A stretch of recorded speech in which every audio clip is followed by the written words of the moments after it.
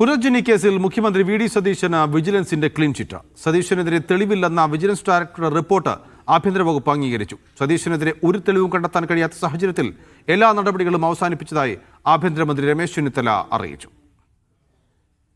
പ്രളയാനന്തര പുനർനിർമ്മാണത്തിന്റെ ഭാഗമായി കഴിഞ്ഞ സർക്കാരിന്റെ കാലത്ത് പ്രതിപക്ഷ നേതാവായിരിക്കെ വി ഡി സതീശൻ നടപ്പാക്കിയ പദ്ധതിയാണ് പുനർജനി.